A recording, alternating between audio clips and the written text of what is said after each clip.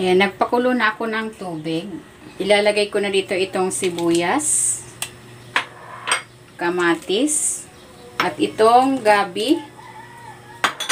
Titimplahan ko ito ng asin at ng paminta. Itong paminta ay optional lang. Ayan, tatakpan ko ito ulit para maluto ng husto yung gabi.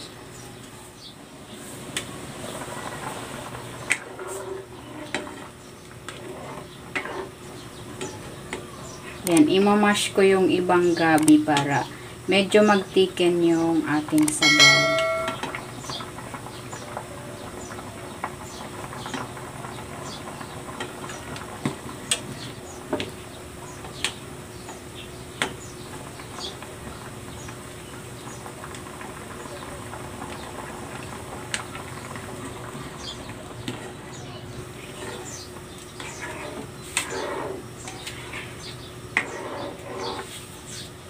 Ayan, instead na sariwang liempo, ang isisigang ko ay bagnet. Ito ay galing sa Ilocos, pasalubong ng aking hipag.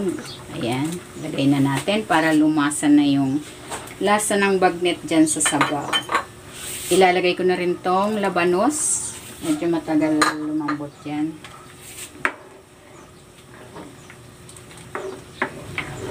Ayan, hayaan muna natin itong kumulo.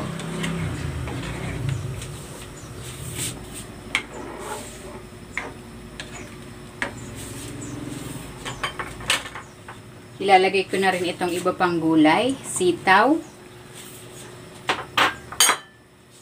okra, at ang talong.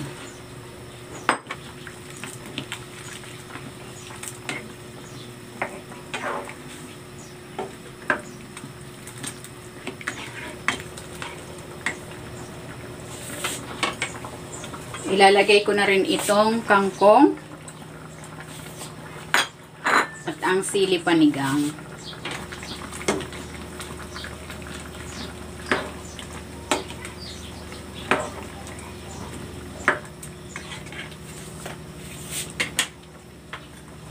Titimplahan ko ito ng patis, pampalasa. Pwede kayong maglagay ng mga pampalasa of your choice.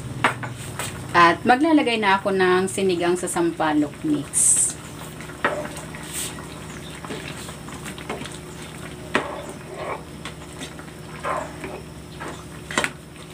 Ayan, no? Medyo nagtiken na yung ating sabaw.